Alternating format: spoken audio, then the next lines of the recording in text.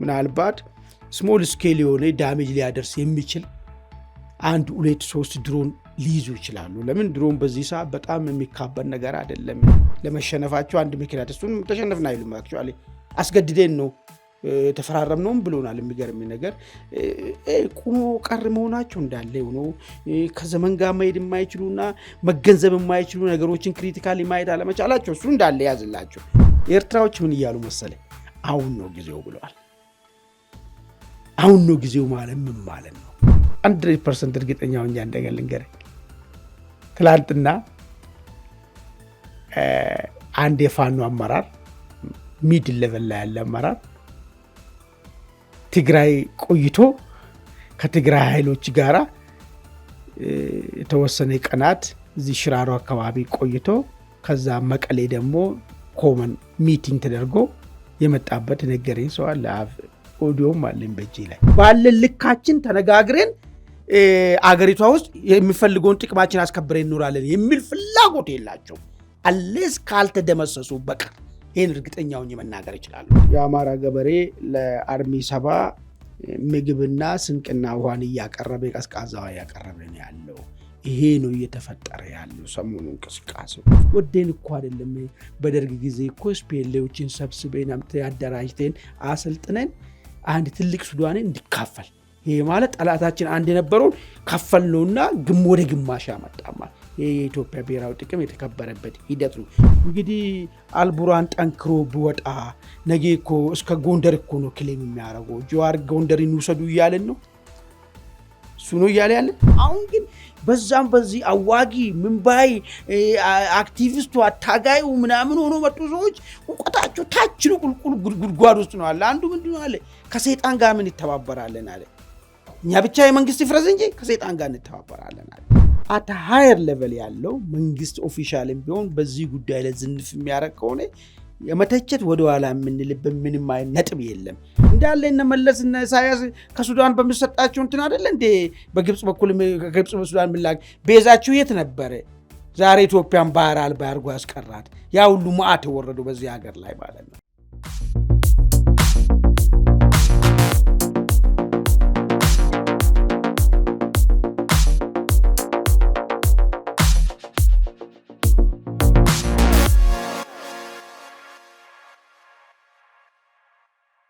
ጤና ይስጥልን በመላው ዓለም የምትገኙ ውድ አንድ አፍታ ቤተሰቦች እንደምን አላችሁ? እነሆ አንድ አፍታ ሰዓታችን ተጀምሯል። በዛሬው አንድ አፍታ ሰዓት የምንመለከታቸውን ጉዳዮች እናስቃኛለን። የመጀመሪያው ጉዳያችን የህወሓቱ ሊቀመንበር ደብረጽዮን ገብረ ሚካኤል ከወራት በኋላ ብቅ ብለው አዲስ የሰጡትን መግለጫ የተመለከተ ነው። ደብረጽዮን ከወደ መቀሌ አዲስ በሰጡት መግለጫ የጦርነት እንቅስቃሴዎች እየተደረጉ ነው፣ እኛም ተዘጋጅተናል፣ የፌዴራል መንግስቱ ትንኮሳ ፈጽሞብናል፣ እኛ ቀድመን ተኩስ አልከፈትንም፣ ትጥቅም አንፈታም፣ የግዛት አንድነታችንም እናስከብራለን የሚል መግለጫ ሰጥተዋል። በሌላ በኩል ደግሞ ለአፍሪካ ህብረት እንደዚሁም ደግሞ ለተለያዩ ሀገራት ኦፕን ሌተር ጽፈዋል። በዚህ ሌተራቸውም የሚሊተሪ ሞቢላይዜሽኑ ከፍተኛ ደረጃ ላይ ደርሷል። ግጭቱ ወይም ጦርነቱ ከመቀስቀሱ በፊት ዓለም አቀፉ ማህበረሰብ እርምጃ ይውሰድ፣ ያ ካልሆነ ግን የሚያስቆመን አካል የለም የሚል ይዘት ያለው መግለጫ አሰራይተዋል። ደብረጽዮን ከዚህ ቀደም ከነበረው የተሻለ ኃይል አለን፣ ትጥቅም አንፈታም፣ የፌዴራል መንግስቱ እንደሚለው ተበትነዋል፣ ጠፍተዋል የሚለን ነገር ውሸት ነው፣ እኛ ከዛ በላይ ነን የሚል ነገር ተናግረዋል። ምን አንደምታ አለው የደብረጽዮን መግለጫ የሚለውን ጉዳይ እንመለከታለን። ሁለተኛ ጉዳያችን ከሰሞኑ በአንዳንድ የአማራ ክልል አካባቢዎች የፋኖ ታጣቂዎች ከተሞች ላይ ጥቃት መፈጸማቸው እንዲሁም ደግሞ አንዳንድ ቦታዎችን መቆጣጠራቸው፣ በአንጻሩ ደግሞ መከላከያ ሰራዊት አንዳንድ ቦታዎችን ለቆ መውጣቱን የሚያመላክቱ መረጃዎች ተሰምተዋል። በተለይም ደብረ ታቦር ላይ ከፍተኛ የሆነ ውጊያ መካሄዱን እንደዚሁም ደግሞ የሰው ህይወት መጥፋቱንና ንብረት መውደሙን የከተማ አስተዳደሩ እንደዚሁም ደግሞ የገለልተኛ ሚዲያ ምንጮችም አረጋግጠዋል። እሱስ ምን አንደምታ አለው የሚለውን ጉዳይ እንመለከታለን። በሶስተኛነት የምንመለከተው ጉዳይ ከሰሞኑ ሮይተርስ ይፋ ያደረገውን ዘገባ ተከትሎ ፖለቲከኛ ጀዋር መሐመድ ከፍተኛ ትችት ወይም ደግሞ ያንኑ ዘገባ ደግፎ መረጃዎችን ያሰራጨ ነው። ለዚሁ የጀዋር እንቅስቃሴ የጠቅላይ ሚኒስትር አብይ አህመድ የምስራቅ አፍሪካ ጉዳዮች አማካሪ ጌታቸው ረዳ ምላሽ ሰጥተዋል። ጀዋር የፓርቲ ጥላቻ ወይም ደግሞ ተቃውሞና የሀገር ብሔራዊ ጥቅም ተምታተውበታል የሚል ሀሳብ አንስተዋል። ሱዳን ውስጥ ባለው የእርስ በርስ ጦርነት ኢትዮጵያ የቅርብ ተመልካች መሆን የለባትም የሚል ሀሳብም ጌታቸው አንስተዋል። እሱንም እንመለከተዋለን። አብራችሁ እንድትቆዩ አክብሮት እንጋብዛለን። አማን እንደምን አለ? ሰላም መርሻ እንዴት ነህ? መልካም። የመጀመሪያው ጉዳያችን የምናደርገው የህወሓቱ ሊቀመንበር ደብረጽዮን ገብረ ሚካኤል እንግዲህ 3 ወር ገደማ ምናምን ይመስለኛል ብቅ ብለው መግለጫ ሰጥተዋል። በመግለጫቸው ብዙ ነገሮች አንስተዋል። ዋናው የመግለጫው ጭብጥ አጠቃላይ ሲያዙ ብዙ ነገሮች አሉት። አንድ በአንድ እንሄድባቸዋለን። ግን ጦርነቱ 11ኛ ክፍለ ሰዓት ላይ ደርሷል፣ በቃ ተዘጋጁ የሚል ቅስቀሳ አይነት ይዘት ያለው ነው የሚመስለው። እስኪ አሁን ካለው ነባራዊ ሁኔታ አንጻር ደብረጽዮን ይዘው መጥተው ያስተላለፉትን መልእክት እንዴት ትመለከተዋል? እሺ፣ አመሰግናለሁ መርሻ።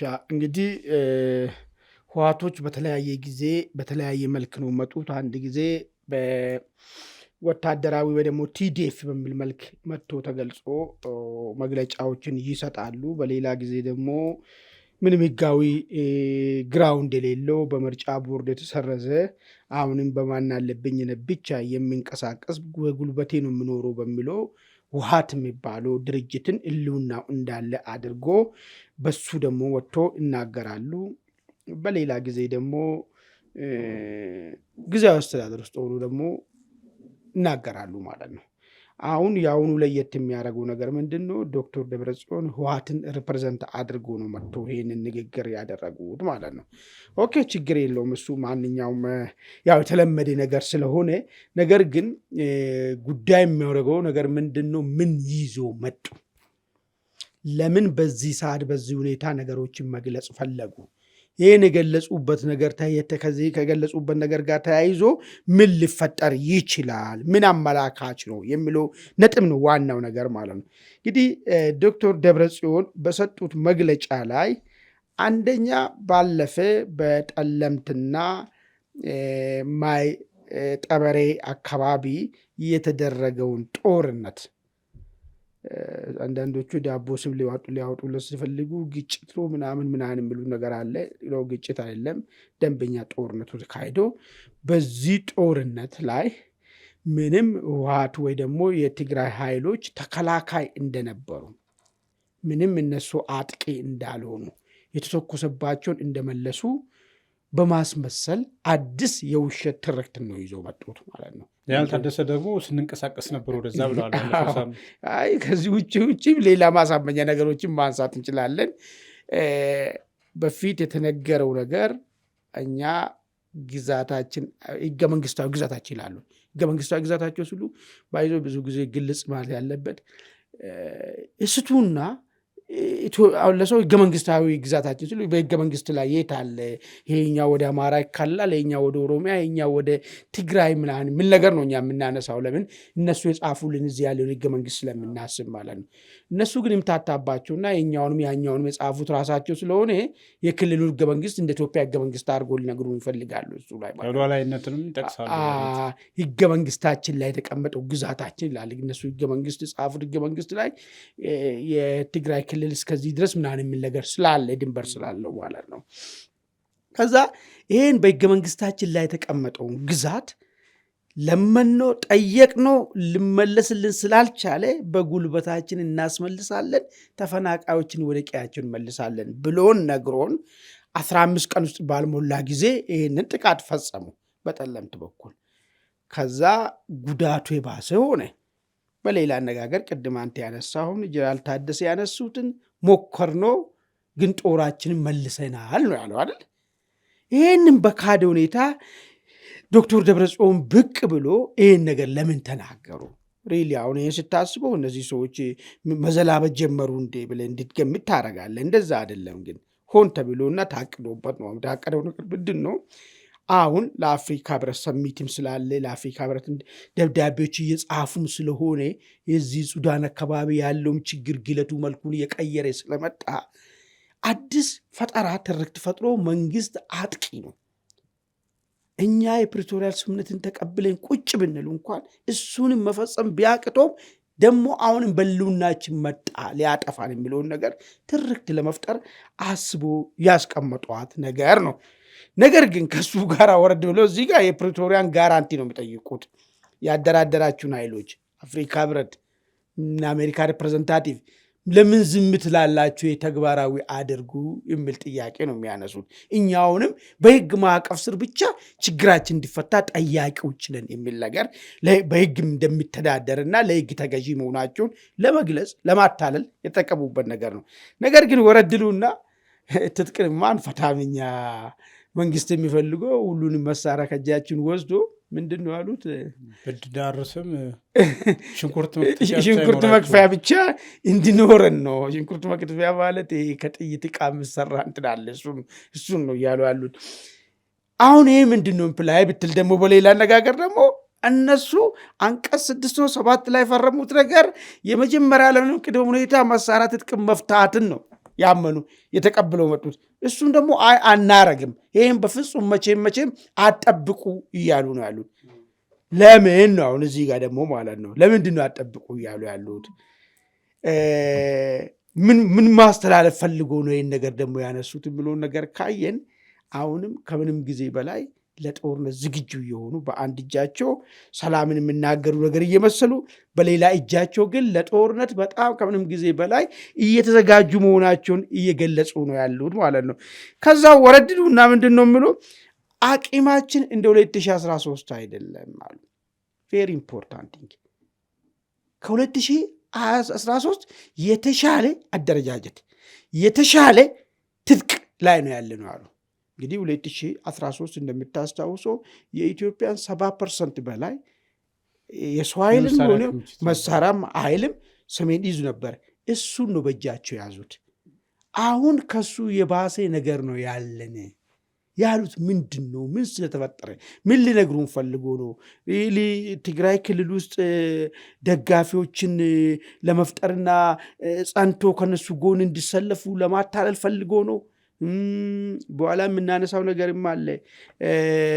አሁን የፈጠሩት አላይንስ ከፋኖ ጋር የፈጠሩት አላይንስ እኛ አሁንም ጥሩ ነገር ላይ ስላለን ችግር የለም ተማመኑን እናግፉበት ለማለት ፈልጎ ነው ወይስ በግብፅና በሻዕቢያ በኩል? የግብፅ በሚገርም ሁኔታ የግብፅ የድሮን ኦፕሬተሮች ኤርትራ ገብቶ የኤርትራ ሰዎችን እያጠሰለጠኑ እንደሆነ መረጃዎች ደርሶናል። የሚገርም ነገር ማለት ነው። ምናልባት እሱ ነገር የድሮኑ ጉዳይ ወደ ትግራይ ዘልቆ ገብቶ ይሆን ወይ? አሁን ከምንም በላይ የተደራጀንን ከምንም በላይ ታጥቀናል። ከዚህ በፊት ወደ እምቢት የሚባሉ ሰውዬ ናቸው መንግስት ከታጠቀው መሳሪያ በላይ ታጥቀናል ያሉት ማለት ነው። የምታስታውስ ከሆነ ማለት አሁን ይሄ ነገሮች ዝም ብሎ የፈጠራ ፕሮፓጋንዳ ነው ወይስ በእጃቸው የሚጨበጥ ነገር የያዙት ነገር አለ ነው? እኔ ፈጠራ ብቻ አይመስለኝም። የሆነ ነገር ይዘዋል። የሆነ ነገር ከግብፅም ሊሆን ይችላል፣ በኤርትራ በኩል ከኢራንም የተገዛ ነገርም ሊኖር ይችላል፣ ከሱዳኖች በኩልም የተገኘ ነገር ከአልቡራም የተገኘ ነገርም ሊሆን ይችላል። ነገር ግን አንድ ለየት ያለ ነገር ማለት ነው አንድ ለየት ያለ ነገር ምናልባት ስሞል ስኬል የሆነ ዳሜጅ ሊያደርስ የሚችል 1 2 3 ድሮን ሊይዙ ይችላሉ። ለምን ድሮን በዚህ ሰዓት በጣም የሚካበድ ነገር አይደለም። እነዚህ ባህር ላይ ሽፍቶች ራሳቸው የታጠቁ ያሉበት ሁኔታ ስላለ ማለት ነው። እሱን ነው አሁን እየተናገሩ ያሉት እንጂ በሰው ኃይል ከምንም በላይ የተዳከሙበት መሳሪያም ቢደብቁም ሪሊ ከ50% በላይ በእጃቸው ላይ ነበረ መሳሪያ ብዙዎቹ ወድመዋል። እሱም እርግጠኛ ለመሆን ምንድን ነው ያኔ ጦርነቱ ከተካሄደ በኋላ ከደብረ ብርሃን ከደብረ ሲና ሲመለሱ በዚህ በኩል ደግሞ ከካሳጊታን ሲመለሱ በየመንገዱ ላይ ነበረው ታንኮቻቸው እንዴት እንደተቃጠሉ መቁጠር ቀላል ነገር ነው። ስለዚህ አሁን ለየት የሚያደርግና በጣም በዚህ ደረጃ ልባችሁን እያሳብጥ የሚችለው ጉዳይ እቺ በሻዕቢያ በኩል የገባች ድሮን ትሆናለች ማለት ነው። እነዚሁ ይህንን ሲያነሱት አሁን እሱ ለቲፒኤልኤፍ አሁን አንዱ የዲተራንስ ወይም ደግሞ እንደው የኃይል ሚዛን አለኝ ሊያስብል ይችላል። ምክንያቱም እንዴት ነው መሰለህ አሁን በኢትዮጵያ አየር ክልል ውስጥ ነው ያለው እና ኦልሬዲ ኤርስፔሱን ለመጠቀም ራሱ በጣም አዳጋች ነው። ቢኮዝ ኦልሬዲ ትራክ ይደረጋል። የመመታት እድሉ አይደለም አየር ላይ እዛው መሬት ላይ ያለ ራሱ የኢትዮጵያ መንግስት እኮ ኦልሬዲ ከዚህ ቀደም ጌታቸውም ሲናገሩ ነበር የድሮን ሀሳቦችን የሰርቪላንስ ስራዎችን ይሰራል። ከዛ ያልፋሉ። አሁን እሱን ምንድን ነው ተጨባጭ ነገር ማድረግ ይችላሉ። አሁን ቢታጠቁ በራሱ አሁን ባለው ሁኔታ አሁን ሌሎች ሀገሮች ላይ እንዴት መሰለ ለምሳሌ ሱዳን ብታይ ኦልሬዲ በቃ አቻ መንግስት ሆነዋል። ኤርስፔሱንም እኩል ይጠቀሙታል። ኢትዮጵያ ውስጥ ግን እንደዚህ አይነት ነገር መፍጠር ይችላሉ። አሁን ቲፒኤልኤፍ የሚል አየ ምንድን ነው መሰለ አሁን እነሱ ትልቁ እንትን የሚያደርጋቸው ነገር ኤርትራ እንደ ነፃ ቀጠና ነው መጠቀም የሚፈልጉት ነገር ማለት እሱን ነው እንጂ መቼም ከትግራይ ውስጥማ አንስቶ እንደማይንቀሳቀሱም ያውቃሉ። እሱም ብቻ አይደለም፣ ሰውም እኮ ያስፈልጋል እኮ፣ የሰው ኃይልም ያስፈልጋል፣ ስቴሽንም ያስፈልጋል። እንደዚህ አይነት ነገሮችን በኤርትራ ውስጥ ነው የሚታሰበው ነገር። ከዛ ላይ ጨምሮ ኤርትራም ደግሞ የራሷን ጨምራ ያው የቲፒኤልኤፍ ነው በሚለው ነገር አደባባይ ለማውጣት የሚታሰቡ ለምን መሰለህ? አሁን ባለፈ እነሱ በጣም ከሚናገሩት ነገር ውስጥ የድሮን ጉዳይ ነው የሚያነሱት ነገር። ለመሸነፋቸው አንድ ምክንያት እሱን ተሸነፍን አይሉም። አክቹዋሊ አስገድደን ነው ተፈራረምነውም ብሎናል። የሚገርም ነገር ቁሞ ቀር መሆናቸው እንዳለ ሆኖ ከዘመን ጋር መሄድ የማይችሉና መገንዘብ የማይችሉ ነገሮችን ክሪቲካሊ ማየት አለመቻላቸው እሱ እንዳለ ያዝላቸው። እሱ እንዳለ ተይዞ ነው አሁን ሌላውን ነገር ውስጥ የገባነው ነገር ማለት ነው።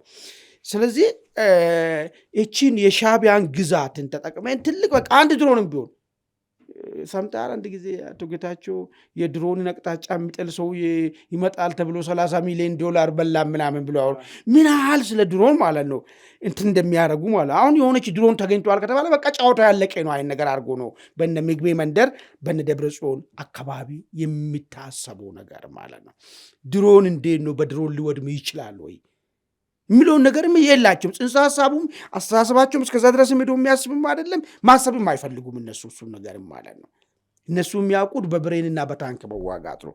እሱን ስላላስቻላቸው ድሮን የሚባል አስቸጋሪ ነገር ስለመጣ በቃ አንድ ድሮንም ካገኘን እኩል የሚካሄድ ነገር መስሏቸው ሊሆን ይችላል ነው። ነገር ግን መንግስት ምንድን ነው ያደረገው የሚለውን ነገር እስቲ ላንሳለን።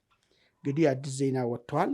በሚገርም ሁኔታ የ15 የህወሓት ጀነራሎች ጀነራል ምግቤ ማን ነው የምትለው ጆን መዲድ ነፍሳ ማንጁስ ምናምን ይባሉ አሉ። እነሱን ጨምሮ 15 ጀነራልና አንድ ኮሎኔል አካውንታቸው ፍሪዝ ተደርገዋል። የነ ደብረጽዮን ይሄ ደግሞ የጀነራል ታደሰ ምክትል የሆነው ማን ነው አማኑኤል የሚባለው የክልሉ አስተዳደር የእሱንም ጨምሮ አካውንታቸው ዝግ ተዘግተዋል ማለት ነው በዚህ በመንግስት አማካኝነት። ኦኬ አካውንታቸው ከተዘጋ ወዴት ነው እያመራን ያለ ነው ነገሩ? ጦርነቱ የለየለት ነገርና ከአፍ ዝም ብሎ ከማውራት የዘለለ ወደ ተግባር የምንሄደውና አሁን ከዚህ ከ39ኛው የአፍሪካ ህብረት ሰሚት በኋላ አዳዲስ ነገሮች በሰሜን ኢትዮጵያ አካባቢ ሊሰሙ ይችላሉ ወይ ብለህ ሊገምት ትችላለህ። ይህ በእንዲህ እንዳለ አንድ ነገር ሰማው የሚገርመኝ ነገር፣ በኋላም የአማራ ጉዳይ ስናነሳ በደንብ እናነሳለን፣ ግን አያይዘን እዚች ጋር እንደገና አንሳለን። ሰሞኑን መከላከያ ከአማራ ክልል ወጥቶ ወደ ትግራይ የሄደው ስትራቴጂክ በሆነ ተናበን በምንሰራ ሰሜን ላይ ስላዛባን ነው ሰራዊቱን ስል የፋኖው ህዝብ ግንኙነት ኃላፊ አስረስ ሲናገር ሰማሁት። ምንድን ነው አንድ ቦታ ላይ ካዛብኳ እሱን ተከትሎ እሱን ለማስተካከል ሲሄድ እዚህ ጋር ክፍተት እንፈጥራለን የሚል ነገር ነው አሁን እየተናገረ ያለው ነገር ማለት ነው። ስለዚህ አሁን እነሱ ምንድን ነው ከምንም ጊዜ በላይ ፍጹም ዝግጅትና ነገሮችን ጨርሰናል፣ ይሄ ትክክለኛ ሰዓት ነው የሚለው ነገር ላይ ተደርሰዋል ማለት። ለዛ ነው ዶክተር ደብረጽዮንም በይፋ ወጥቶ ምንም ትጥቅ የምንፈታበት ነገር የለም የሚለው ነገር።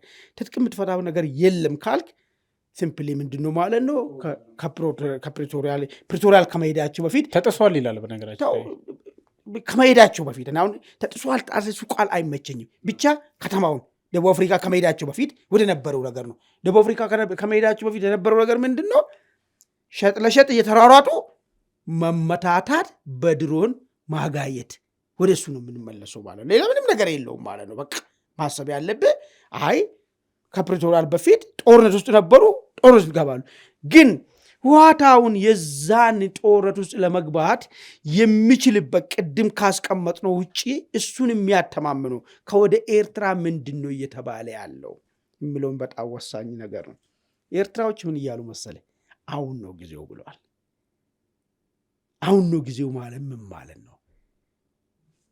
በሰሜን ኢትዮጵያ ጦርነት ለማንሳት መንግስት ለመገልበጥ ካልሆነ ደግሞ የጦርነቱን ቦታ አባይ ማዶ ለማድረግ አሁን ነው ጊዜው የሚል ነገር በስፋት ኤርትራ አካባቢ በአካልም ተወስዶ ከዚህ ሄዶ ሰልጥኖ መጡት ሰዎችም አቅጣጫውን የተናገሩት ነው። አሁን ነው ጊዜው፣ አሁን ነው ጊዜ ለሚለው ነገር አንድ 3 ነገሮች ተረስተዋል። ምንድነው የመጀመሪያው ይሄ አማራ ክልል የሚንቀሳቀሱት ኃይሎች ከምንም ጊዜ በላይ ወደ አንድ ድርጅት ስር መሰባሰብ ችለዋል። አሁን ነው ጊዜ ለማለት የተጠቀሙበት። ሁለተኛ ለህወሓትና ለብሔርተኞች የሚመች ትርክት የተቀበሉ ቡድን አሸናፊ ሆኖ ወጥተዋል። በፋኖ ውስጥ ማለት ነው። መነሻው አማራ፣ መዳረሻው አማራ። ይሄን ህወሓት መነሻው ትግራይ፣ መዳረሻው ትግራይ።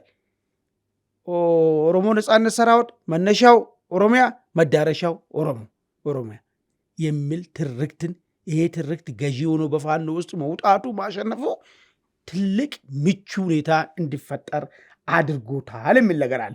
ሌላ ለህወሓት ተባባሪ የመሆን ጉዳይ ተቀባይነት አግኝተዋል። እኔ 100% እርግጠኛ ሆኜ እንደገና ልንገርህ፣ ትላንትና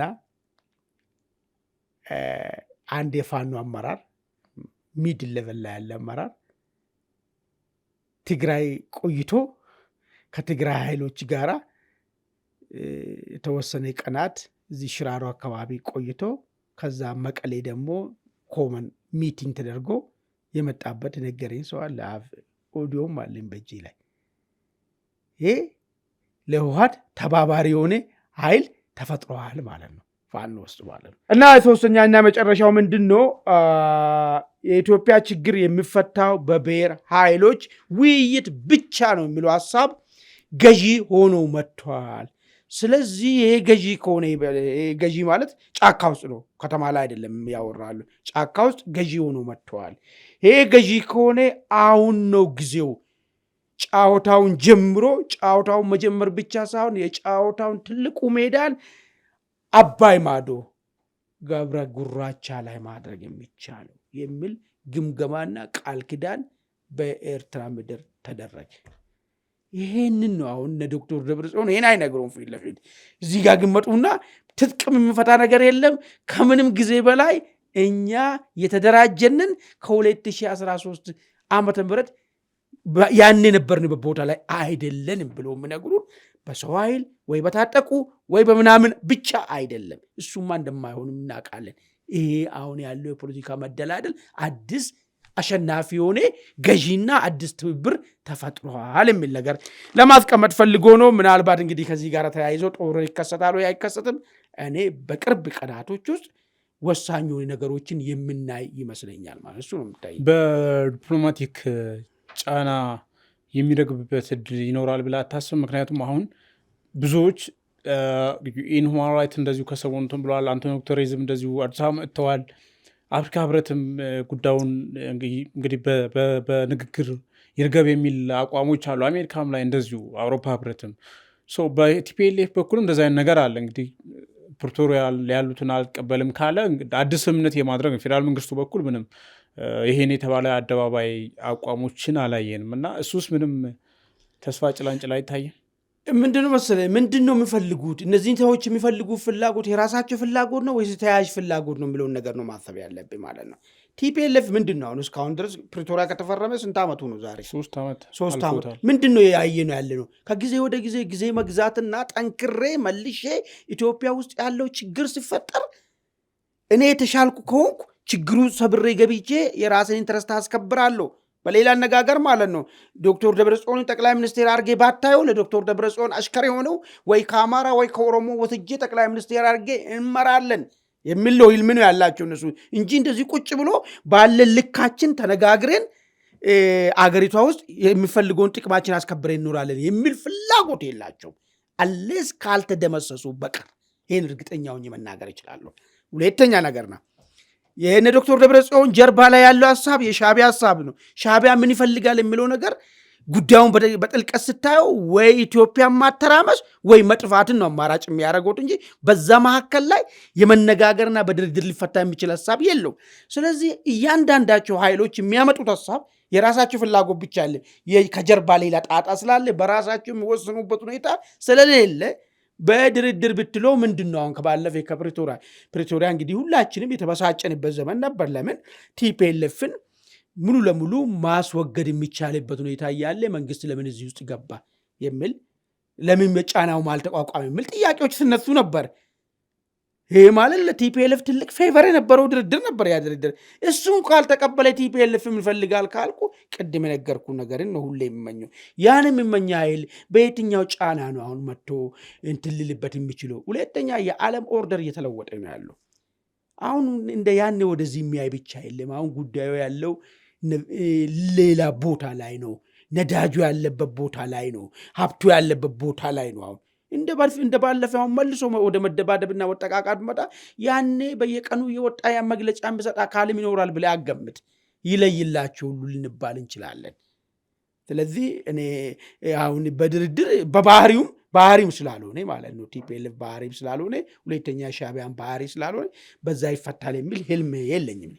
መልካም፣ ወደ ሁለተኛ ጉዳያችን እናልፋለን። ውድ ቤተሰቦቻችን፣ ሁለተኛ ጉዳያችን እንግዲህ ከሰሞኑ በአማራ ክልል ጠንከር ያሉ የውጊያ እንቅስቃሴዎች እንዳሉ ተሰምተዋል። በመንግስት በኩልም የክልሉ አንዳንድ የመንግስት ተቋማት ይህንኑ አረጋግጠዋል። በሸዋ አካባቢ መንግስት ልዩ ኦፕሬሽን ሲያደርግ እንደነበረ ለመንግስት ቅርበት ያላቸው ምንጮች መረጃዎችን አሰራጭተዋል። በሌላ በኩል ደግሞ በጎንደር እና በጎጃም አካባቢዎች የፋኖ ኃይሎች በመንግስት ኃይሎች ላይ ጥቃት ፈጽመው አንዳንድ አካባቢዎችን መቆጣጠራቸውን እንግዲህ እንደዚሁም ደግሞ ከፍተኛ የሚባል ጉዳት አድርሰዋል የሚል ነገር የአካባቢው አስተዳደሮች ወጥተዋል። የመከላከያ ሰራዊት እንቅስቃሴም እየታየ ነው። ልዩ እንቅስቃሴዎች ታይተዋል። አንድ አካባቢዎችን ለቆ ሌላ አካባቢ የሚሄድ የሚል ነገር አለ። ይህ ምን አንደምታ አለ የሚለውን ጉዳይ እንመለከታለን። ባጭሩ አማን እንግዲህ መግቢያ ላይ እንዳልነው የተወሰኑ ለውጦችን አይተናል። የውጊያ ማገርሸት እንቅስቃሴዎችን አይተናል። ይሄ ነገር ምንድን ነው የሚነግረን? በተለይ የመከላከያ ሰራዊት የመንቀሳቀስ የፋኖ ታጣቂዎች ደግሞ እንግዲህ የዞን ከተማ ላይ ጭምር ገብተው ጥቃት ሲፈጽሙ እንግዲህ እንደዚ አይነት ነገር የመጀመሪያ አካባቢ ነበረ የነበረው። ባለፉት ዓመትም ምናምን ገደማ የለም እንደዚ አይነት ነገር አናይም ነበር። አሁን እዛ የደረሰ እንቅስቃሴ መኖሩ እና መከላከያ አንዳንድ ቦታዎች መልቀቁ ምንድን ነው የሚያመለክተው? እንግዲህ የሰሞኑን አማራ ክልል የሚደረገውን እንቅስቃሴ ምን መልክ ነበረው፣ ምን ገጽ ነበረው የሚለውን ነገር ለማየት አንድ በአካባቢ እንከፋፍለው። በስፋት ጦርነቶች የተደረጉ ያሉት በሸዋና በጎንደር አካባቢዎች ላይ ነው። አንጻራዊ ጎጃምና ወሎ አካባቢ መጠነ ሰፊ ነገርም እየሰማን አይደለም። ወጥቶም ፈንድቶም እንትን ያደረገ እዚህ ግባ የሚባል በጎንደርና በሸዋ አካባቢ የሚደረገው ልክ አላየንም ማለት ነው። አንድ እሱ ጂኦግራፊው የተለየ መሆኑ ምን መልክ አለው? ለምን ሸዋና ለምን ጎንደር ላይ ብቻ? ብዙ ጊዜ ከዚህ በፊት ምንድን ነው ሲሉ ነበሩ የጎጃሙ ፋኖች ጎጃም ውስጥ የሚደረገው እንቅስቃሴና ጎንደር ውስጥ የሚደረገው እንቅስቃሴ የሚወዳደርም አይደለ። በይፋ ወጥቶ ሲናገሩ ነበረው ነው ወደ አንድ ድርጅት ከመምጣታቸው በፊት ማለት ነው። የዚህ ጦርነት ዓላማ ምንድን ነው? መንግስት ለምንድን ነው እዚህ ጎንደር አካባቢ ያሉትን አንዳንድ ቦታዎችን ለቆ የመውጣትና ጦሩን ቀጥታ ወደ ኤርትራና ኢትዮጵያ ድንበር እንደዚሁም ደግሞ ወደ ትግራይ አካባቢ ለመውሰድ የፈለገበት ምክንያቱ የሚለውን ነገርም ማየቱ ጠቃሚ ይመስለኛል። በሶስተኝነት ደረጃ እየሆነ ያለው አዲስ ባዕዳ ነገር እየተፈጠረ ነው ያለው። ያ ነገር እንዴት ነው ይህ ነገር ሊፈጠር የቻለው የሚል ነገር ነው። እሱ ምንድን ነው? ትግርኛ ተናጋሪ ፋኖች መከሰታቸው። ይህን ዝም ብሎ ባሉ ባልታ ምናምን ሳይሆን እኔ በተጨባጭ በመረጃና ማስረጃ ነው የምነግርህ። ሰሜን ጎንደር አብርሃ ጅራ የሚባል ወረዳ ላይ ኮርካ፣ ማሪሽ፣ ዘመን ቁጥር 1 ሞገሴ የሚባሉ ቀበሌዎች ውስጥ የሚኖር አንድ አባት ቄስ ናቸው። ምን አሉ መሰለህ? እነ ብርሃኑ ጀግኔ ወያኔ ጋር እየተሯሯጡ በወደቁበት ቦታ፣ ብርሃኑ ጀግኔ ማለት እዚህ አካባቢ የሚታወቅ ሰው ነው። ከወያኔ ጋር የተፋለመ ነው የሞተው። እነ ደስታው ወደቁበት ቦታ፣ እነ ጎቤ ወደቁበት ቦታ ዛሬ ለትግሬ ፋኖ ስንቅ እንዳቀብል ተገደድኩ፣ ጉድ ነው እየሰማ ያለው ብሎ ነው ነገሩ። ይሄ ገጽታ እንዴት ሊፈጠር ቻለ? ምንም አማርኛ የማይችሉ ሰዎች፣ ትግርኛ ብቻ የሚናገሩ ሰዎች መንገዱን ብቻ የሚመሩና የሚያስተባብሩ ሰዎች ናቸው የአካባቢ ሰዎች የሆኑት። ከዛ ውጭ ጦሩ 95% የሳምሪ ጦር መጥቶ አብራጅራ ላይ እንዴት ሊሰፍር ቻለ? አሁን እዚህ ጋር ነው እንግዲህ መነጋገር መቻል ያለበት ነገር ማለት ነው። እንዴት ነው ነገር ሊፈጠር ይቻላል? ትላንትና ማይካድራ ላይ ጭፍጨፋ ፈጽሞ የሄደ አርሚ 70 የሚባለው ሰራዊት ከሱዳን መጥቶ አማራ ምድር ላይ ውሃ ቀዝቃዛ ውሃ ስጡት እህል ስጡት እየተባለ አማራ ገበሬ እየተገደደ መሆኑ ምንድን ነው አመላካች? ሱዳን ያለው አርሚ ወደ ገብቷል እያልክ ነው? ያ እሱን ነው እየነገርኩህ። ቤት በኩል ገባ፣ አብራጅራ የሚባል ቦታ ማለት ቤት በኩል ገባ። እዛ አካባቢ ምን አለ መሰለህ፣ መከላከያ ሰራዊት አለ፣ የነጎይን ደመቀ የተከዜ ዘብ የሚሉት አለ። በተጋጋሚ ሞክረው እዛ ወልቃይት ላይ ነው ይሄኛው። በዚህ በመተማ በኩል ያለ አብራጅራ ማለት ነው። ካርታ ላይ በደንብ አድርጌ ማለት ነው። አብራጅራ ወልቃይት አይደለም፣ ይለያል። እዚህ ቦታ ላይ መጥቶ በስፋት እንግዲህ በመኪና ወርዶ ካምፕ ተሰጥቷቸው እንግዲህ ጉድበል የሚያስብል ነገር ማለት ነው። የአማራ ገበሬ ለአርሚ 70 ምግብና ስንቅና ውሃን እያቀረበ ቀዝቃዛ እያቀረበ ነው ያለው። ይሄ ነው እየተፈጠረ ያለው ሰሞኑ እንቅስቃሴ ውስጥ ማለት ነው። ሁለተኛ የደቡብ ጎንደር ወይ ደግሞ ደብረ ታቦርን በተመለከተ የተለያየ መረጃ ነው እየወጣ ያለው። አንዳንዱ ሚዲያዎች ፋኖ ደብረ ታቦርን ተቆጣጠረ የሚል በደንብ ሰምታል። አንተ አልሰማም? ሰምቻለሁ፣ ግን ቢቢሲ ዘገባ ይዞ ወጥቷል። የቢቢሲ ዘገባ ነው ተቆጣጠረ የሚል የሚል ዜና ስንሰማ ነበረ። እዛ ደግሞ ከተማ አስተዳደሩ መግለጫ የዞኑ አስተዳደሮች ደግሞ አረ ከተማ እያስተዳደር ነው የሚል ነገር ደግሞ አመጡ። ሪያሊቲው ምንድን ነው መሰለህ? ቢቢሲ ያወጣው ነው። አሁን ከተማ አስተዳደሩም የፖሊስ ጣቢያዎች ምናምን ወድመውበት ያወጣው መረጃ አለ። ኦልሬዲ 11 ሰዓት ሙሉ የዘለቀ ውጊያ ነበር ነው የሚለው ቢቢሲ ሮብ ዕለት። በዛ ውጊያ የድሮን ጥቃቶች በተደጋጋሚ ተፈጽመዋል። የፋኖ ታጣቂዎች ከተማው ላይ ገብተው 11 ሰዓት ሙሉ ውጊያ አድርገው ፖሊስ ጣቢያዎችን፣ የዞን መምሪያዎችን፣ የመንግስት ተቋማትን አቃጥለው ወጥተዋል ነው የሚለው። አሁን ከተማዋ በመንግስት የጸጥታ ኃይሎች ቁጥጥር ስር ነው የምትገኘው የሚል ነው። ስለዚህ ገብተው ነበረ፣ ቀን ሙሉ ውጊያ ሲደረግ ነበረ። ከፍተኛ ውጊያ ያደረጉና ደብረ ታቦር ተቆጣጠርን ይለያያል። ተቆጣጠርን ማለት ቃሉ እንዴት መሰለህ?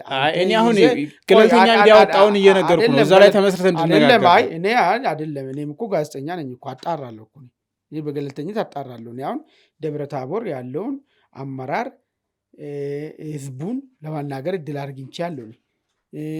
ፋኖን እንኳን ባላቃቸው ፋኖችም ፋኖን ማቆ ስለሌለኝ ህዝቡንና አመራሩ ከተማውን የት ነህ ብዬ ስጠይቆ አይ ከተማ ውስጥ ነኝ እያስተዳደርኩ ነው አለ። እኔም ያልኩት ቢቢሲ እኮ አለ። ስለዚህ ተቆጣጠር አይደለም የሚባለው እኮ ነው እኮ መጥቶ ጥቃት ፈጽሞ ሄዱ ነው የሚባለው። እኔም ያልኩት እኮ የቢቢሲ ዘገባ ነው የነገርኩህ። ብዙዎቹ ሚዲያ ደብረ ታቦር ተቆጣጥረናል፣ አሁን ጎንደርን ተጠግተናል የሚል ነገር። እኔ እሱ ሳይሆን አሁን የደብረ ታቦር ውጊያ እርግጥ ነው መደረጉ የሚካድ ጉዳይም አይደለም፣ ግን ከሱ ጋር ተያይዞ መጣውን አሁን ማንም ማውራውን ነገር ላንሳለን። ከፍተኛ የንግድ ቤቶች ዘረፋ ተፈጽሟል። ሁይስ ሪስፖንስብል? ማን ነው አንተ ተጠያቂ የሚሆነው ለዚህ ጉዳይ?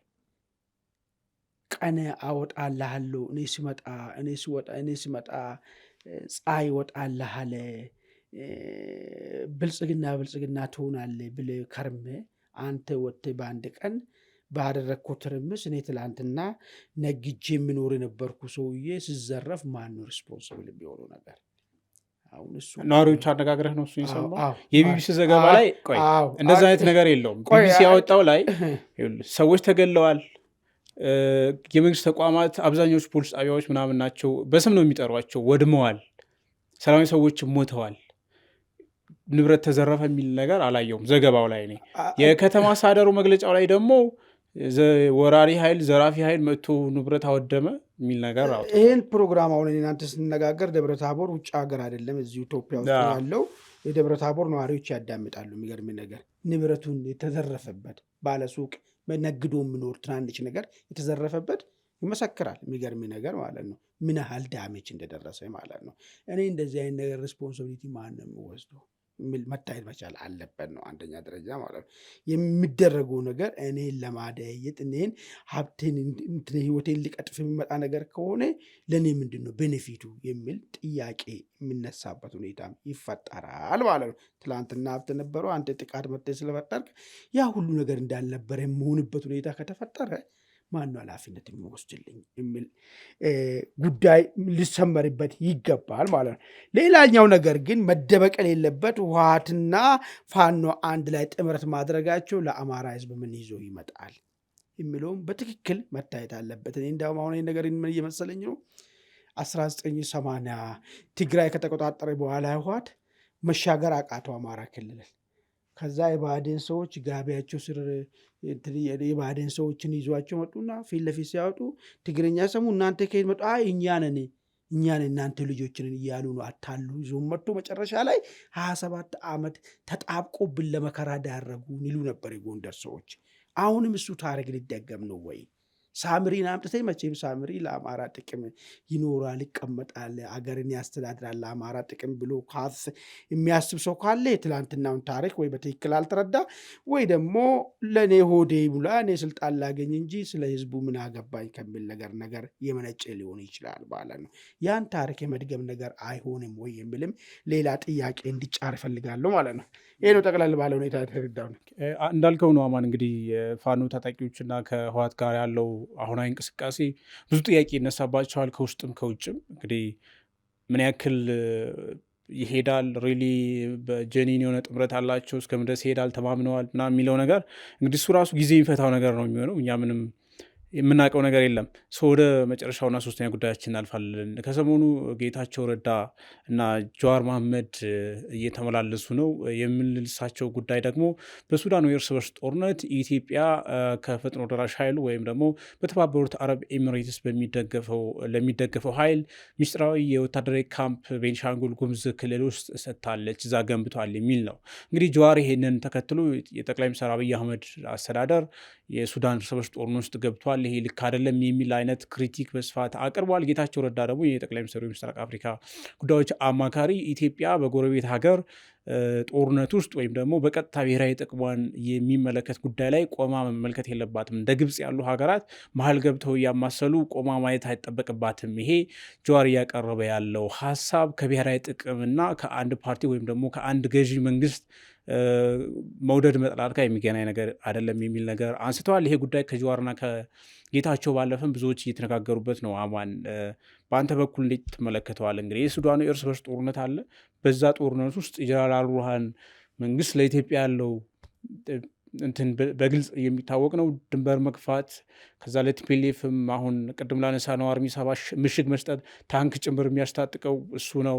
እንግዲህ ከኢትዮጵያ ጥቅም በተቃራኒ ከቆሙ እንደ ግብጽ ካሉ ከዛ ለፍ ብሎ ሳዑዲ አረቢያም ጋር ግንኙነት ያለው ነው። ከፈጥኖ ደራሹ እንግዲህ መንግስት ሆኖ ማያውቅም፣ ገና ለመሆን እየሞከረ ነው። ምን አይነት አቋም አለው የሚለው በውሎ የማይታወቅ ቢሆንም ግን ሁሉም ሀገር አንድ ሀገር ውስጥ በሚፈጠር ውጥንቅጥ ውስጥ ቀጣይ መንግስት ሆኖ የሚመጣው አካል ጋር ተሰልፎ ጥቅሙን ብሔራዊ ጥቅሙን ለማሰለፍ የመሰለፉ ጉዳይ ያለ ነው። ብዙ ሀገሮች ያደርጉታል። ሱዳን ውስጥ ሱዳን እናየው። አሁን ኢትዮጵያ ለምን ገባች የሚል በተቃውሞ ጎራ ይነሳል። ይሄ እንዴት ይታያል? በተለይም ደግሞ የጀዋርና የጌታቸውን ጉዳይ አንስተህ ባጭሩ እንዴት ታየዋል? ምንድን ነው መሰለህ ኢትዮጵያና ሱዳን ምንድን ነው ያላቸው ግንኙነት? ኢትዮጵያና ሱዳን ከዚህ በፊት በንጉሱ ዘመን ጀምሮ ምን አይነት ነው ኢትዮጵያ በሱዳን ላይ የምታራምደው ፖሊሲ? ያ ፖሊሲ የመነጨው አቶ ጀዋር ዛሬ እንደሚሉት ከአመራሮች አስተሳሰብ ድክመት ነው ወይስ ከኢትዮጵያ ብሔራዊ ጥቅም ለማስከበር የሚያመቸው ፖሊሲ ያ በመሆኑ ነው የሚለውን ነገር መታየቱ በጣም ጠቃሚ ይመስለኛል። አንደኛ እኛና ሱዳን አንድ በጣም እንትን የሚያደርገን ኢንተረስት ኦፍ ኮንፍሊክት ያለ ነው የአባይ ጉዳይ አለ፣ ወደንም ጠላንም ማለት ነው። ሱዳን ልክ ከግብፅን እግር እየተከተለች ኢትዮጵያ ከአባይ ውሃ ምንም መንካት የለባትም። የ1950 ምናምን የሚባለው ስምምነት ማለት ነው። እሱን እንዲተገበር የምትፈልግ ኃይል ነች። አንደኛው የቅኝ ግዢ ውል ማለት ነው። ሁለተኛ ሱዳን አሁን ስልጣን ላይ ያለው አልቡርሃን የሚባለው እና ይሄ ከሴንትራል ሱዳን የሚወጡ ኢሊቶች ምንድን ነው ያላቸው በኢትዮጵያ ላይ አመለካከት ያለውን ነገር? አንደኛ የመሬት ግጭት አለን እኛ አልፋሻጋን በተመለከተ እሱ ብቻ አይደለም፣ ለኢትዮጵያ የማይመቹ ኤክስትሪ ፋንዳሜንታል ኢስላሚስቶች ናቸው እነዚህ ሰዎች። እንደዛ በሆኑ ቁጥር ደግሞ ለኢትዮጵያ ብሔራዊ ጥቅም አደገኞች ናቸው። ይሄም አለ ማለት ነው። ስለዚህ ኢትዮጵያ እንደዚህ ሶስት ነገሮች ከነዚህ ሶስት ነገሮች አንጻሩ እንኳን ሱዳን ውስጥ መከተል ያለባት ስትራቴጂ ምንድን ነው ብሎን ነገር ካየን ወደን እኮ አይደለም። በደርግ ጊዜ እኮ ስፔሌዎችን ሰብስበን አደራጅተን አሰልጥነን አንድ ትልቅ ሱዳንን እንዲካፈል፣ ይሄ ማለት ጠላታችን አንድ የነበረውን ከፈል ነውና ወደ ግማሽ ያመጣማ። ይሄ የኢትዮጵያ ብሔራዊ ጥቅም የተከበረበት ሂደት ነው። አሁን ስፔሌዎች በዛ ደረጃ ሀገር የመሆኑ ደቡብ ሱዳን ባይፈጠር ኑሮ አንድ ላይ ቢኖሩ ኑሮ አሁን ለሚፈጥሩበት ጫናው ምን ያህል ሀያል ይሆናል የሚለውን ነገር መገመትም አለብህ ማለት ነው። ሁለተኛ ነገር አሁን ያለው አልቡራን ሀገር እየመራ ያለው አልቡራን ቅድም ባስቀመጥኩ በህዳሴ ግድቡ በአባይ ጉዳይና አልፈሻጊ ላይ ወራሪ ነው። እንግዲህ አልቡራን ጠንክሮ ቢወጣ ነገ እኮ እስከ ጎንደር እኮ ነው ክሌም የሚያደርገው። ጀዋር ጎንደርን ይውሰዱ እያለን ነው፣ እሱ ነው እያለ ያለ። እንደዚህ አይነት ተስፋፊ የሆነ ኃይልን ለምንድን ነው እዛው ባለበት ቦታ በሚቻለው ሁኔታ አቅም እንዲያጣ ማድረጋችሁ ኃጢአት ነው ካለን ጎንደር መሄድ አለበት ነው እያለ ያለው። አንድ እሱ ነው። ሁለተኛ ህዳሴ ግድብን በተመለከተ ለግብፅ ወዶ ዘማች በመሆን ጫና እየፈጠረ ያለው አልቡራን ነው። ይሄንን ጫና የሚፈጥረው ኃይል የተዳከመ እንዲሆን ሌላ ኃይል ገኖ እንዲወጣ አንጻራዊ ለዘብተኛ የሆነና የግብፅ አሽከር ያልሆነ ኃይል ገኖ እንዲወጣ ማድረጋችን ህዳሴውንም አባይን ጉዳይ ሁል ጊዜ ኢትዮጵያ በቅኝ ግዢ ውል እጇን አጨብጭባ እንድትቀመጥ ለማድረግ ፍላጎቱን ነው እየነገረን ያለው። ሶስተኛ ቅድም ያነሳው ነገር አለ። እነ ሳውዲ የሚደግፉበት የራሳቸው ምክንያት ስላላቸው ነው። ፈንዳሜንታል ኢስላሚስት ነው ስለሆነ ነው ያይል ማለት ነው፣ ጽንፈኛ ማለት ነው። እነ ኦሳማ እኮ እዛ ነበሩ እኮ ከነ አሜሪካ ጋር ጥቅስ እኮ ጥርስ የተነከሰባት እኮ እንትና ላይ እኮ የአልበሽር መንግስት የዛ እኮ ተከታይ ነው እኮ የአልቡራን የሚባሉ የማዕከላዊ ሱዳን የመጡ ኃይሎች ማለት ነው። ስለዚህ ያ ኃይል ሱዳን ጎረቤት ላይ የገነገነ ቢመጣ ኢትዮጵያ ውስጥ ምን አይነት ነገር ነው የሚፈጠሩ? ይሄ ይፈጠር ነው እያለን ያለው ጀዋር ማለት ነው። ስለዚህ ብሔራዊ ጥቅምና የግል ፍላጎቱ የተምታታበት ለሱ ብሔራዊ ጥቅም ማለት ኢትዮጵያ ሁሉም ነገርን ሀታ በግድቡም በአባይ ጉዳይም ቢሆን በ1950ዎቹ ውል ተጠፍጥፋ የግብፅ አሽከሩና እንድትኖር ከሆነ እሱን አይዶን ነው ጀዋርን ማንም አይሰማም በለው። የጌታቸው ምላሽ እንዴት ታገኝ ስነጋኒ በለው አይሰሙሁም በለው። የለም እንደዚህ አይነት ነገር የለም። ጌታቸው እንግዲህ በቅን ልቦና ይሄ ነገር ገብቶትና ከኢትዮጵያ ብሔራዊ ጥቅም አንጻር ኢትዮጵያ ብሔራዊ ጥቅምና መንግስት መለያየት መቻል አለብኝ ባይዞ። ለዛ ነው አሁን ጊዜያችን ስላጠረ እንጂ ማንሳት ይቻላል እኮ ንጉሱ ምን አይነት አካሄድ ይከተሉ እንደነበር። ደርግ ሲመጣ ንጉሱን አፈርሶ ያን ስርዓት ኢትዮጵያን ያወደመ ነው ብሎ ቢመጣም ዳሩ ነገር ግን ሱዳን ላይ ተከተለው የግድ ንጉሱን ሲያረጉ ስለነበረ ንጉሱ አይረቡምና ኢትዮጵያ ጠላት ናቸው ብሎ ከሱዳን ጋር እጄን ልሰብስብ ነው ያለው ደርግ። ብሔራዊ ጥቅም እንደዚህ ነው። አሁንም ቢሆን ይሄን የኛማ ያለው መንግስትም ሀገርን ብሔራዊ ጥቅም ነው ማስከበር። መንግስት ጋር መፋለም መተቻቸት የሚፋለሙ አሉ አይደል? እንደ ጀዋር ደግሞ በሰልፍ መንግስትን እንገለብጣለን ብለው ውጭ ሀገር የሚንቀሳቀሱ አለ። እሱ መብት ነው። ነገር ግን የብሔራዊ ጥቅም ኢትዮጵያን ብሔራዊ ጥቅም ኮምፕሮማይዝ በማድረግ አይደለም ብሎ ጌታቸው ያቀረበው ነገር እኔ ሼር አደርጋለሁ፣ ደግፈዋለሁ። ጌታቸውን በሌላ ጊዜ ግን እቺን ሀሳብ እንዳይቀይራት ጠንቀቅ አድርጎ ያዛትና ብሔራዊ ጥቅምን ሁሉ ጊዜ ማስቀደም እንደ አንድ ኢትዮጵያዊ ዜግነት ግዴታ መሆኑን መረዳት መቻል አለብን ሁላችንም። ነገር ኢትዮጵያ ውስጥ ግን አሁን የተፈጠረው አማን ጌታቸውም ትናንት መንግስት ተቃዋሚ ሆኖ በጣም ብዙ ብሔራዊ ጥቅም ጋር የሚጣረሱ ነገሮችን ሲያደርግ ነበር፣ ሲናገር ነበር። አሁን ጀዋርም ከመንግስት ጋር ሲቃወም እንደዚህ አይነት ነገሮች እንደው በጣም ይሄ በነገራችን ላይ አዘይንድ ኦፍ ዘዳይ ሀገሪቱ ካለች ሀገሪቱ ብሔራዊ ጥቅሞቿ ተከብረው ከቀጠለች ነው ይሄ ያሉት ልዩነቶች ራሱ ማስተናገድ የሚቻለው። ምንድን ነው መሰለህ አሁን እንዴት መሰለህ የለ በመንግስትም በኩል በተቃውሞ ጎራም በኩል ያሉት ብሔራዊ ጥቅሞችን በቃ ኮንሲደር ከማድረግ ይልቅ ይሄ ለግል ለጊዜያዊ ጥቅምና ለቡድን ጥቅም ይዞ የመሽቀዳደም የመጠላለፉ ጉዳይ በጣም አሳሳቢ የሆነ ነው። በነገራችን ላይ ምንድን ነው መሰለህ ፖለቲካውን ለመስራት የወጡ ሰዎች የፖለቲካ ድንክ ያስተሳሰብ ድንኮች ስለሆኑ ነው እንጂ እኮ ችግር እኮ የለውም እኮ። የብሔራዊ ጥቅምን ለብቻ አድርጌ ፖለቲካን ልሰራ የሚችልበት ጨዋም ባይሆን ጠንካራ ተቃዋሚ ወይ ደግሞ ጠንካራ ተዋጊ እኮ መሆን እኮ ትችላለህ እኮ። በሀገርህ ላይ ነው የሀገርን ብሔራዊ ጥቅም ሳትነካ የሀገርን ብሔራዊ ጥቅም ሳትነካ ጥሩ ተዋጊም ጥሩ አዋጊም ጥሩ ፖለቲከኛ መሆን እኮ ትችላለህ። ነገር ግን እሱ የሚጠይቀው ምንድን ታውቃለህ? አይምሮ ጠይቃል፣ ከፍ ያለ አሳሰብ። አሁን ግን በዛም በዚህ አዋጊ ምንባይ አክቲቪስቱ አታጋዩ ምናምን ሆኖ መጡ ሰዎች እውቀታቸው ታች ነው፣ ቁልቁል ጉድጓድ ውስጥ ነው አለ። አንዱ ምንድን ነው አለ? ከሰይጣን ጋር ምን ይተባበራለን አለ። እኛ ብቻ የመንግስት ይፍረስ እንጂ ከሰይጣን ጋር እንተባበራለን አለ። ምን ትላለህ? አሁን ይህንን አሁን እውቀት በጎኑ ያለፈ ሰው ነው ብለህ ታስባለህ? እንደዚህ አይነት ነገር ብዙ ሰዎች የሚሉ ጌታቸውም እኮ አልኩ። በቃ ጥቅሉን ነው የምነግርህ፣ ጥቅላቸውም ማለት ይሄ ከምን መሰለህ? ከሀሳብ ድንክን የራስን በደንብ አድርገህ ጥሩ አዋጊም ጥሩ ታጋይ መሆን ትችላለህ። የሚገርም ነገር ማለት የኢትዮጵያን ብሔራዊ ጥቅም ባልነካ መንገድ። ይሄ ግን ከፍ ብሎ ማሰብ ስለሚጠይቅ እንግዲህ በተቻለ መጠን ጸሎት የምናደርገው ከፍ ብሎ ሊያስቡ የሚችሉ ሰዎች እንደዚህ አይነት ንቅናቄዎችን እንዲመሩ።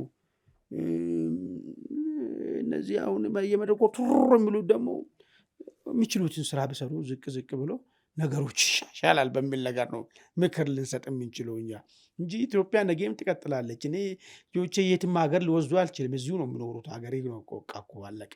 ስለዚህ በዚህ ጉዳይ ላይ እኔ ለማንም አላጨበጭብም። እኔ ኢትዮጵያን ወደ እሳት ውስጥ እንደሚከት እያወቅኩ ዝም ብዬ ወይ ለሽቀላ ወይ ለእንትን ብዬ ጀግና ነኝ ልክ ነህ አልልም። እኔ መዓት ነው እያመጣ ያለ ብዬ ነው የምናገረው። ለምን ዛሱ ሌላ ሀገር ስለሌለኝ ማለት ነው። ይሄ ነው ሀገሬ ማለት።